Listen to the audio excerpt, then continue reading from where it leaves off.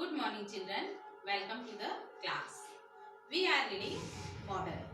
Last class में हम लोगों ने use of shall और will पढ़ा था और today हम लोग पढ़ेंगे use of, ought to, used to and must. तो सबसे पहले हम देखते हैं use of ought to. ought to का मतलब होता है चाहिए. जब हमें प्रेजेंट मतलब वर्तमान में और फ्यूचर मतलब भविष्य में कुछ ड्यूटी या ऑब्लिगेशन, ड्यूटी मीन्स कर्तव्य और ऑब्लिगेशन मीन्स भी होता है कर्तव्य, है ना, को बताना होता है तब हम किसका यूज करते हैं? ought to का यूज करते हैं. ought to का यूज जब हमें किसी को एडवाइस देना है, सलाह देना है, तब भी ought to का यूज किया जाता है. और ought to का यूज प्रेजेंट और फ्यूचर टेंस में अनिवार्यता है ना बताने के लिए भी किया जाता है. तो सबसे पहले हम देखते हैं एग्जांपल. फर्स्ट है we ought to respect our elders. ये क्या है? हमारा ऑब्लिगेशन है मतलब कर्तव्य है. ऑब्लिगेशन मीन्स होता है कर्तव्य, है ना. तो ये हमारी कर्तव्य है कि हमें अपने बड़ों का सम्मान करना चाहिए, है ना. अपने बड़ों का एक सम्मान करना चाहिए, हमेशा करना चाहिए, प्रेजेंट में भी करना चाहिए और फ्यूचर में भी करना चाहिए. इसलिए क्या यूज हुआ है? ought to का यूज हुआ है. सेकंड है we ought to help the poor. हमें गरीबों की मदद करनी चाहिए. यह भी एक ड्यूटी है ना, कि हमें गरीबों की मदद करनी चाहिए. इसलिए ought to का यूज हुआ है. थर्ड देखते हैं we ought to walk every morning. हमें रोज सुबह चलना चाहिए, वॉक करना चाहिए, चलना चाहिए या टहलना चाहिए. यह भी क्या है? हमारी ड्यूटी है मतलब हमें रोज टहलना चाहिए. फोर्थ है he ought not to watch TV for so long. उसे ज्यादा देर तक या बहुत समय तक टीवी नहीं देखनी चाहिए. तो जब ought to के साथ not का यूज किया जाता है तो पहले ought, उसके बाद not, उसके बाद to का यूज किया जाता है. ठीक है. तो जब निगेटिव सेंटेंस बनाना होता है तो सबसे पहले हम क्या लिखेंगे? सब्जेक्ट, फिर ought, फिर not, फिर to, फिर बाद में अदर वर्ड लिखेंगे. फिर फिफ्थ है you ought not to behave like that. मतलब आपको इस प्रकार का व्यवहार नहीं करना चाहिए, है ना. मतलब सभी सेंटेंस में लास्ट में चाहिए चाहिए आ रहा है ना. तो ought to का मतलब क्या होता है? चाहिए. ठीक है. तो इसमें यह भी निगेटिव सेंटेंस है तो पहले सब्जेक्ट है, फिर ought है, फिर not है, उसके बाद to, फिर अदर वर्ड का यूज हुआ है. तो not को हम कहाँ लगाएंगे? ought और to के बीच में लगाएंगे not को. फिर सिक्स देखिए he ought to have invited him.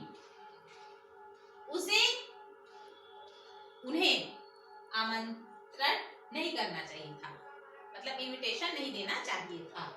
तो ये क्या है? ought to के साथ have का यूज किया गया है ना. पास्ट पार्टिसिपल have का यूज किया गया है और जब ought to के साथ have का यूज किया जाता है तो वर्ब का थर्ड फॉर्म लगाया जाता है.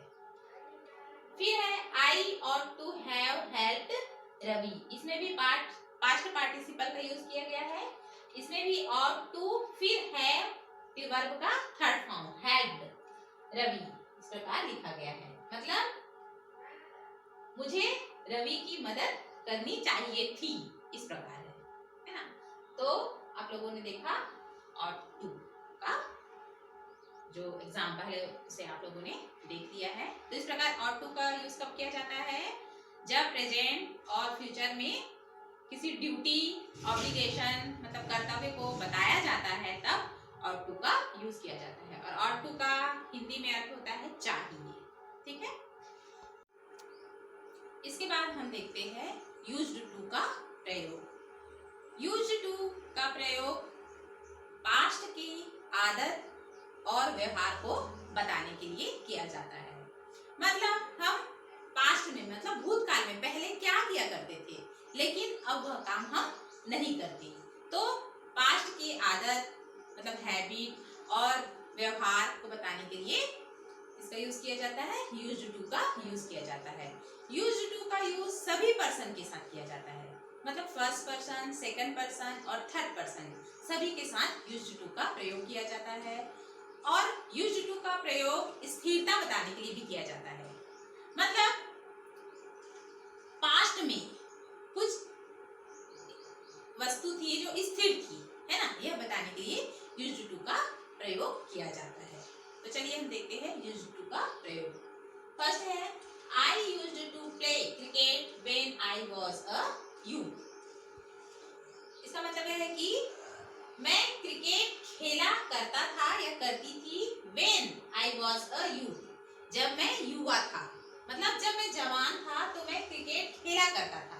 तो ये पास्ट की बात है ना, लेकिन अब वह क्रिकेट नहीं खेलता, जब खेलता है ना, जब क्रिकेट खेलता था तब वह जवान था, तब वह क्रिकेट खेलता था, लेकिन अब नहीं खेलता है, इसलिए क्या है यूज्ड टू का प्रयोग किया जाता है ना, क्योंकि पास्ट की बातों को बताया जाता है। सेकंड है I used to walk 4 kilometre a day when I was in college. इसमें कहा जा रहा है कि जब मैं कॉलेज में था या थी तब मैं 4 किलोमीटर चलता था। यह भी पास्ट की बात है, मतलब जो भी व्यक्ति है वो कॉलेज में था तब वह 4 किलोमीटर चलता था एक दिन में, लेकिन अब वह नहीं चलता, तो यह भी पास्ट की बातें हैं, है ना। फिर थर्ड है there used to be a small temple in front of our house. ये क्या है, स्थिरता बता रहा है, क्या कि हमारे घर के सामने एक मंदिर, छोटा सा मंदिर हुआ करता था।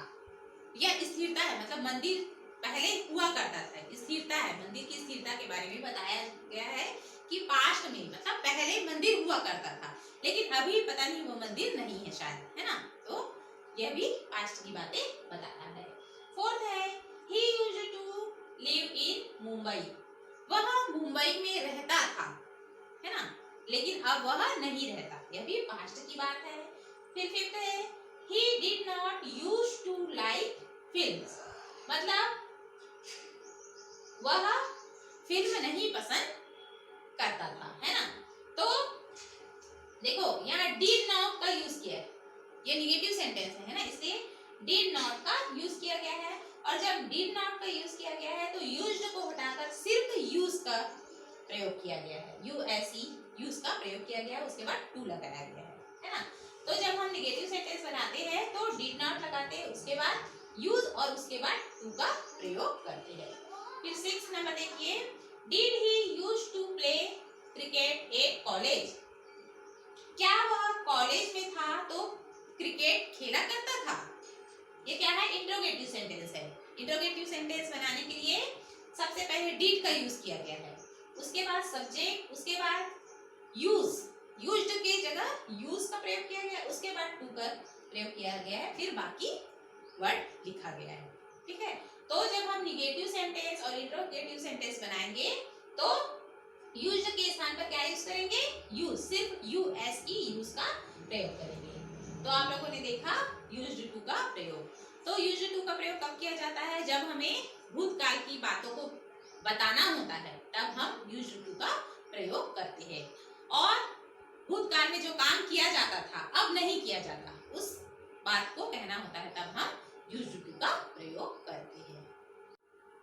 इसके बाद हम देखते हैं use of must. Must means होता है चाहिए। जब हम सेंटेंस में वर्ब को जोरदार बोलते हैं, मतलब वर्ब पर जोर प्रकट करते हैं, तब हम मस्ट का यूज करते हैं। मस्ट का प्रयोग प्रेजेंट, पास्ट और फ्यूचर तीनों टेंस में होता है ना।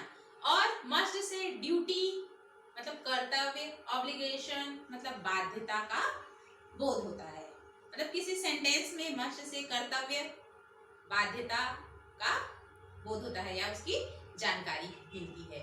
मस्ट से नेसेसिटी का भी बोध होता है, नेसेसिटी मतलब आवश्यकता का बोध होता है। मस्ट से संभावना का भी बोध होता है। इस प्रकार मस्ट के बहुत सारे यूज है, तो चलिए हम देखते हैं। फर्स्ट है you must obey the laws of our country. आपको हमारे कंट्री का नियम का ओबे मतलब आज्ञा माननी चाहिए। हमारे जो देश है ना, उसका जो नियम है उसकी आज्ञा माननी चाहिए। तो क्या है, मस्ट का यूज किया गया, मतलब हम हमारे देश में जो नियम बनाया गया है उसकी आज्ञा हमें माननी ही चाहिए या उसका सम्मान हमें करना ही चाहिए। मतलब इस बात पर जोर दिया गया है कि कंट्री का जो भी रूल है उसको फॉलो करना चाहिए, है ना, इसलिए मस्ट का यूज किया गया है। फिर सेकंड है the village must have proper water supply. Village मतलब गांव में प्रॉपर वाटर सप्लाई होना चाहिए, मतलब पानी की जो व्यवस्था है वह गांव में होनी ही चाहिए। यह भी जो सेंटेंस है इसमें भी जो वर्ब है वह वर्ब पर जोर दिया जा रहा है कि गांव में वाटर सप्लाई होनी ही चाहिए। थर्ड है we must fight for liberty. हमें आजादी के लिए लड़ना चाहिए, है ना, लड़ना ही चाहिए हमें आजादी के लिए। जब तक हम लड़ेंगे नहीं हमें आजादी कहाँ मिलेगी, तो हमें आजादी के लिए लड़ना ही चाहिए, मस्ट।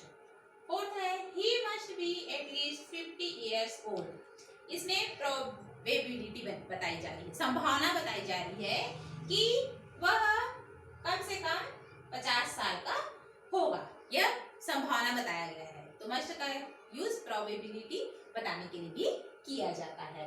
फिफ्थ है we must reach there in time. मतलब हमें वहां समय पर पहुंचना चाहिए, है ना, इसलिए मस्ट का यूज किया जा रहा है। जहां भी जा रहे हैं हमें समय पर पहुंचना ही चाहिए। सिक्स है you must not tell a lie.